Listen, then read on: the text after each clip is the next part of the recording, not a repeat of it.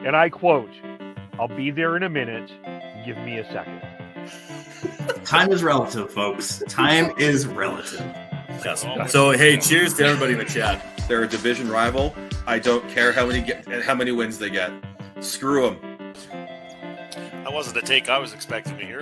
I want to gush over watching live Chris Tanev. I think that we completely underestimate the skill it takes to play defense. One highlight or several highlights does not a Calder trophy make. I'm stepping in here. I'm going to be the crotchety old man here. They need to learn patience. They need to understand the tension, everything, and the drama. How dare! Look at this. How is McDavid not getting a penalty? You guys need to calm down with this, okay?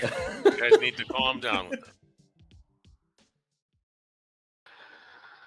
Well, hello, and welcome to the Shifts and Pucks and News Pack for Tuesday, December the 13th. Of course, you can follow us on Twitter at Shifts and Pucks, Facebook.com Shifts and Pucks, YouTube.com Shifts and Pucks, Twitch.com Shifts and Pucks. Subscribe wherever you get your audio, as well as on the Area 51 Sports Network.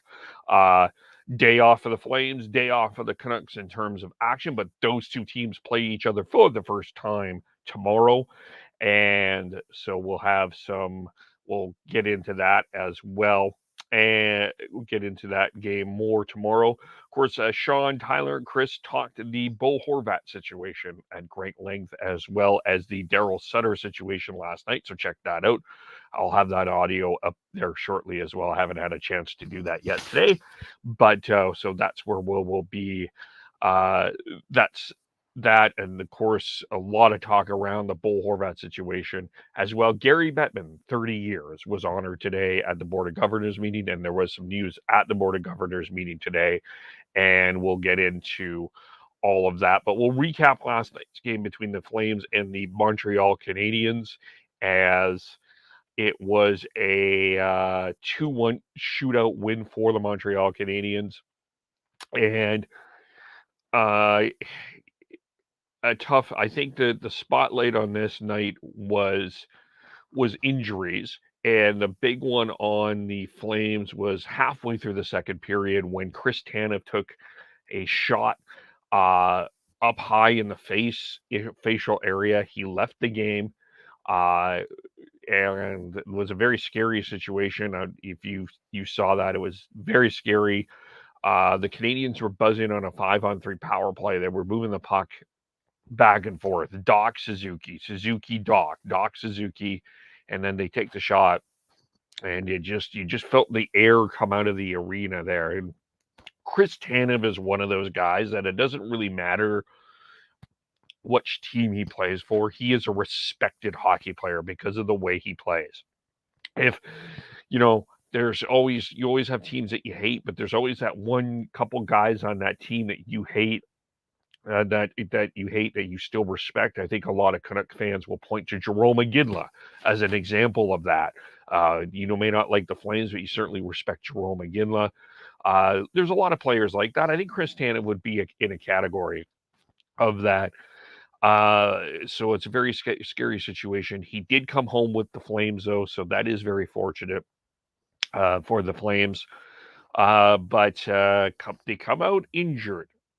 The Flames do. So do the Canadiens, but we'll touch on that in a moment here as well. As Mackenzie Weegar, he didn't play because of a non-COVID illness, so hopefully he's back. But Elias Lindholm did not play with an upper body injury, and I'm telling you, Elias Lindholm was my pick for the Selke Trophy last year, and I know that he hasn't had the greatest year offensively, but he's probably the most important, impactful forward on the Flames. That's a huge and a tough loss. But the Flames came away with the point, and one of the reasons that they were able to come away with the point is Jacob Markstrom played another solid game.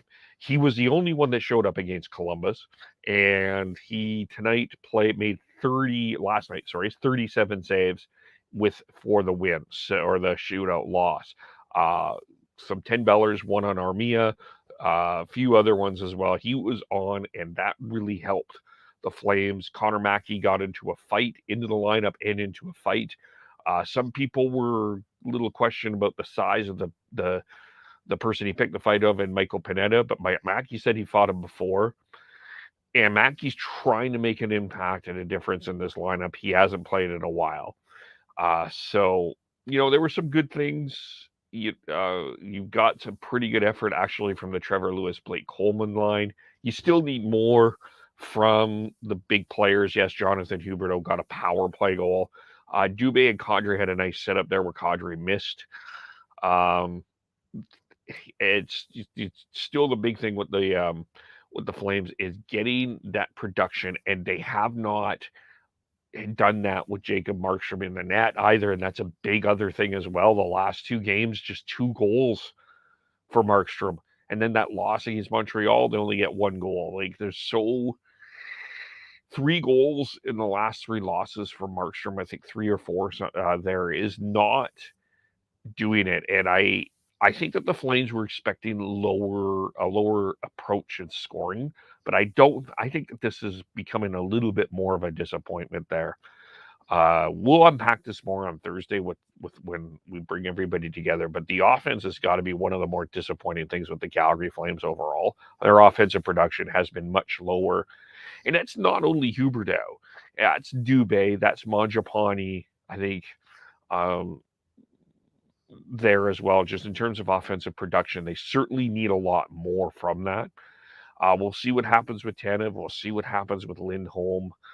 Matthew Phillips played a pretty all right. Raheem Zahorna probably wasn't as effective in this game as he was in the other games that he played the first 2 times here. But you're going to get ups and downs with essentially new players in the, not necessarily rookies, but new players. You got, for Phillips, you got 843, got a penalty minute, no shots on goal. Zahorna, he played 722. Rasmus Anderson, 31 minutes and 30 seconds. I think this is the first time he's played over 30 minutes. Monster game, 2 shots on goal, 6 blocks. That's a guy I do think that is playing much better. That Anderson and Hanifin, especially after Hanifin's really tough game against Columbus. The last couple of games, I thought he's been much better, and Anderson has followed suit as well. Jake Allen, again, another strong night, 34 saves. The Canadians lose Cole Caulfield as well. And so we'll see what happens with that injury. It sounds like it's an upper body injury.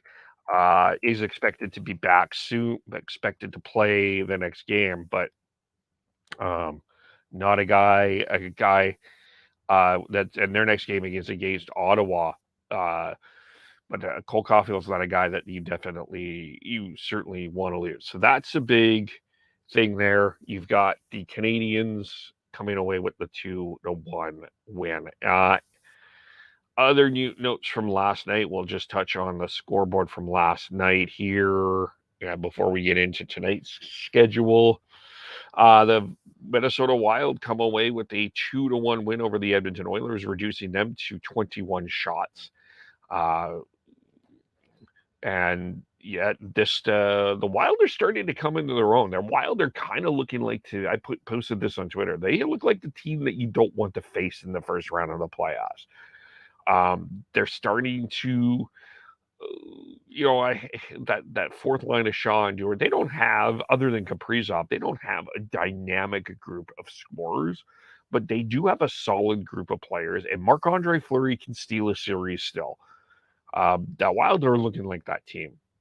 Oilers continuing to struggle along here, and they're battling consistency.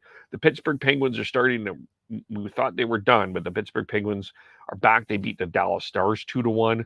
The Predators Predators were shut out by the Blues 1-0. The Senators shut out the Ducks 3-0. And the Rangers got a big win in overtime over the New Jersey Devils 4-3. And the Rangers have been stumbling along. The Devils have been rolling along. So that's an interesting game. That's the results from last night. And we look at the games tonight here in the National Hockey League, and we have a interesting variety of games to look at here, and as the NHL, as we get ourselves going here for another night. 1, 2, 3, 4, 5, 6, 7, 8, 9. It looks like 10 games in the National Hockey League. We'll go through these and looking at that, which includes the New York Islanders taking on the Boston Bruins tonight. And give me a quick moment here as there we go. Hang on 1 second here. Yeah, the Islanders taking on the Bruins tonight. And the Bruins are rolling. No question about that. They are rolling right along and at the top of their division, and probably one of the better teams going on in the National Hockey League. So we got that one tonight. So the Bruins come in 22-4-1, and the Islanders will come in that second wild card spot at 17-12. And then you've got the LA Kings taking on the Buffalo Sabres. The Kings sitting in third place with 35 points, tied with the Kraken for second, who the Kraken have 4 games in hand. The Sabres sitting at 26 points outside of that Eastern Conference playoff spot there. We've got the Anaheim Ducks, the worst team in the league, taking on the Toronto Maple Leafs, who are rolling right along with 42 points. They're just 3 points behind Boston for the Eastern Conference lead. We've got, as we go through here, just back to the goalies, it looks like John Gibson in Anaheim and Ilya Samsonov playing for Toronto. Stars Devils tonight as well. Jake Ottinger back Scott Wedgwood will get this call and goal, as it will be Akira Schmid getting the call and goal for the Devils, as Mackenzie Blackwood has been sent down for a conditioning stint.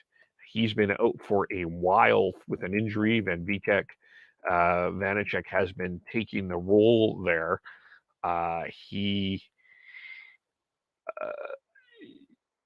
So a conditioning stint for Mackenzie Blackwood, as he's been injured. He's rehabbing a knee injury, so that will be what will go on there with him. So it'll be good ad when they get Blackwood back in the lineup, though. They'll have a couple of goaltenders that you can rely on, and it's very clear to me right now you will need 2 goalies to be successful getting to the Stanley Cup playoffs. How you run in the playoffs, that's a different conversation. King Sabres, as mentioned, they're playing. Phoenix Copley will get the starting goal for the Kings tonight, and it will be Craig Anderson for the Sabres. Blue Jackets, Panthers, Johnny Gaudreau facing Matthew Tkachuk. Elvis Merzlikins will get the calling goal for Columbus. They have a ton of injuries, including Voracek, Werenski, Bean, Korpisalo as well. And the Panthers will go with Sergei Bobrovsky. Islanders, Bruins, it looks like that's going to be Varlamov against Swayman. Kraken, who lost Carson Kuhlman to waivers after acquiring Eli Tolvanen. Tolvanen will be on the line with Morgan Geekie and Daniel Sprung tonight. They'll take on the Tampa Bay Lightning. It'll be Grubauer against Vasilevsky. The Carolina Hurricanes will be taking on the Detroit Red Wings. Peter Kochetkov will get the start for Carolina, as Carolina is currently in third place in the Metropolitan. Detroit fighting for a playoff spot right now, 2 points behind the Islanders. And then we've also got the Oilers taking on the Predators, and the Oilers right now, with their loss yesterday, are still in that first wild card spot, 1 point ahead of Calgary, 2 points ahead of Colorado, 5 ahead of Nashville. So this is a big game for Nashville, stumbling along here. So we'll got for the Oilers, it'll be Jack Campbell starting. For the Predators, it would be Kevin Lankinen expected start. The Vegas Golden Knights and the Winnipeg Jets, that might be the game of the night. Aiden Hill starting for the Knights. They are 29-1. They are 12-2-1 on the road, by the way. First place in the Pacific Division. Winnipeg, first place in the Central Division with 37 points. And Winnipeg will go with Connor Hellebuck. And then you got the Flyers taking on the Avalanche. It's Felix Sandstrom starting for Philadelphia. And Colorado, who has a ton of injuries. Pavel Francouz will get the start there.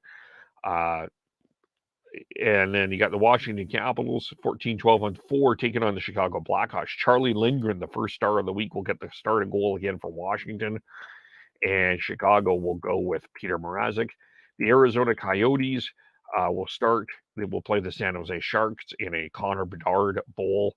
Desiree Mario was placed on waivers by the Coyotes. He was scratched. Vomilka gets a call for the Coyotes. James Reimer is back in goal for San Jose. So that is what's going on there. Board of Governors meeting is taking place. And it looks like at this point that the salary cap is only expected to rise at $1 million for next year, which has, there's been a lot of talk about what would happen and depending on escrow and all of that. But that's where we're at this point in time. Bettman did speak to the media today. Bettman said the current revenue projections of the players will still have a remaining escrow debt owed to the Oilers after the season.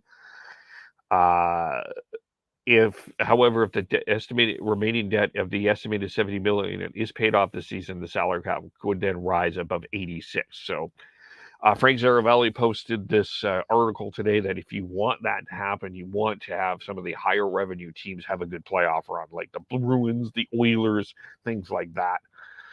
So the estimated revenues around $5.7 billion this season. That's up from 5.4 last season. But a lot of things expected to go down there. Other things to go on there. Some talk about I think that there was the other one. There was a few other things not on the agenda. The Ottawa Senators is the other story that I think is obviously the big one here, and a lot of talk around Ryan Reynolds and his involvement. And it's so back to the salary cap back in June. Bettman said there's 12 groups interested in purchasing the Senators from the late owner Eugene Melnyk. They will be the Galadcio Sports Partners from New York will be again that process of vetting and accepting bids in January. No timeline on when that will be complete, but Reynolds has expressed some interest. Bettman said if we can figure out a way to have him included, it would be great for the Senators and great for the league. So that was the other news coming out of that. And then they honored Gary Bettman because yesterday was his 30-year anniversary of being the commissioner of the National Hockey League. So congratulations to Gary Bettman on 30 years. Like him or not, he's done what they've wanted for him, and he's raised the value and the notoriety of the National Hockey League. And that's what the basic job has been for Gary Bettman. There have been a bunch of other things that he has not done that I think has needed to be done much better. Absolutely. It's not been a perfect 30 years, but it's been 30 years. So they did give him a ovation and honored him for that. And just to touch on some injury news as well in the National Hockey League, Jack Eichel and Shea Theodore are out week to week for the Golden Knights. And so they got off to a good start. They have a great road record, but the injury bug is hitting them as well. Eichel day to day, he missed the 3-1 loss to the Bruins on Sunday. He did play against the Flyers on Friday. So they're all lower body injuries. Theodore left in Friday's game in overtime. with a collision with defenseman Travis Sanheim at the Flyers. And Whitecloud out month to month. Now, Whitecloud's a good defenseman. He was injured in the second period when he collided with Boston forward Taylor Hall. Caulfield, we talked about, he's expected to be back Wednesday against the Ottawa Senators. Peter Mrazek was activated off injured reserve. He started, as mentioned, against the Washington Capitals. He's been out since December 3rd because of a groin injury. And the Islanders, Kyle Palmieri and Anthony Beauvillier will be game time decisions when the Islanders place the Bruins. They both took part in both morning skates, but we'll see. Devils, McKenzie and Blackwood, we talked about that. He signed to Utica for the conditioning loan. He got some work in the Jersey's morning skate yesterday against the New York Rangers on the power play. And Logan Stanley and Saku Manalainen are out 3 to 4 weeks because of upper body injuries for the Jets. Stanley fell into the boards in the first period against the Chicago Blackhawks on December 9th. And the night before, Manalainen left in the first 5-2 win against the St. Louis Blues. So that's the injury news that is going on there. Busy night in the AHL. And then we'll go to the WHL, talk about that. So the games today include a few games here as we get out the schedule, get that handy dandy schedule out here. We've got the Calgary Wranglers will be taking on the Manitoba Moose tonight. So that's one game. As we look at the standings here, and the Wranglers, of course, without Zahorna and Phillips because they've been called up, continue to roll right along. They're in second place, 15-6-1 in the Pacific Division, though, just 1 point behind the Colorado Eagles, and have 2 games in hand. So they're facing the Manitoba Moose tonight. We've also got Rockford taking on Iowa. We've got Abbotsford in action, by the way, against San Diego. Abbotsford coming in with a record of 12-8-1 against the San Diego Gulls, who are 6-18, last place in the Pacific Division. The Canucks are 6th in the Pacific Division. You've got Springfield taking on Bridgeport, Laval taking on Utica, Hartford taking on Milwaukee, San Jose taking on Henderson, the Silver Knights, and Texas taking on Chicago. Let's get that all corrected here. So tonight, we've got 3 games tonight. Rockford, Iowa, Coachella taking on Tucson, Manitoba taking on Calgary. The rest of the Abbotsford plays on Wednesday, tomorrow against the San Diego Gulls. So tonight the Wranglers, tomorrow the Abbotsford Canucks. My apologies there. WHL action. And as we go to the juniors, usually when we're back to our CHL ranking as well, and the Seattle Thunderbirds remain the new number 1 in the CHL rankings here. The Thunderbirds have a record of 24-1 for 26 points, which is 3 points behind the Portland Winterhawks, who are 21-4-2 with 45 points. The Thunderbirds have 2 games in hand. Those 2 played this weekend in some really good game there. They played, I wanted to say they played on Sunday. There was the game. No, it was Saturday. Pardon me, Saturday they played. Memory all fuzzy here, but we've have the Seattle, Portland beating Seattle 4-3, but Seattle is holding that number 1 spot. Winnipeg Ice are the ranked number 2 in CHL. Quebec Remparts number 3. No one talks about. There's one team getting a lot of attention because of one player named Connor Bedard, but don't forget that other team in Saskatchewan named the Saskatoon Blades. They're sitting at number 4. Portland number 5, and Ottawa 67s are ranked 6th. Victoriaville Tigers number 7, London Knights number 8, North Bay Battalions number 9, and the Halifax Mooseheads are number 10. The honorable mentions this week: Kamloops Blazers of the Red Deer Rebels of the WHL, the Saginaw Spirit of the OHL. As far as the games tonight, 3 games in action. We got the Sport Can Cheeks heading over to the Moose Jaw to take on the Warriors. Braden Yeager starting to make some waves as well there in terms of draft prospects. The Medicine Hat Tigers are off to, as aforementioned, Saskatoon to take on the Blades. And you got the Prince George Cougar taking on that number 1 team, the Seattle Thunderbirds. And that is what's going on there.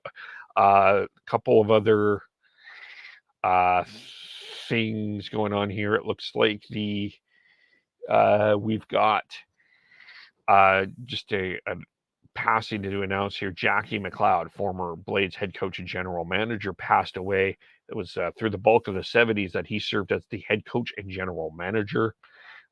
He reached a WHL Championships series on 3 occasions, the back-to-back years of 1975 and 1976. He was 224, 210, and 60. And he was a record. He was also part owner of the club from 1976 to 1980. Saskatoon Blades general manager Colin Priestner says, on behalf of the Priestner family, I'd like to extend my condolences to McLeod's family and celebrate the amazing life that Jackie led and recognize the impact he had not only on the Blades, but in Saskatoon sports as a whole. And while we're at it, just an update from Kelsey Snow today as well in regards to Chris Snow before we end this off. And it's just hoping that everything is okay. It was a tough weekend for the Snow family, but that's what happened there as well. Things didn't go our way yesterday. Chris was working so hard to breathe and ended up so worn out. Ultimately, he was put back on the ventilator. This is a roller coaster ride I want so badly to get off of, but here we are. He'll keep fighting for us, and we'll keep fighting for him. And we'll join in that fight, Kelsey, for sure. So that will be the news. We will talk Flames Thursday, have that scheduled. But again, check out the Canucks podcast for Monday, Sean, Tyler, and Chris. And, of course, you can follow us all individually on Twitter. Sean Beardy Canuck03, Tyler TNOBLE, Chris Schneid's SCHNEIDZ, Devin Gordhow09. I am KEVOLE. Shifts and Pucks on Facebook, YouTube, Twitter, Twitch, and subscribe wherever you get your audio, as well as on the Area 51 Sports Network. We thank you for watching and listening, and we'll talk to you all very soon. Bye for now.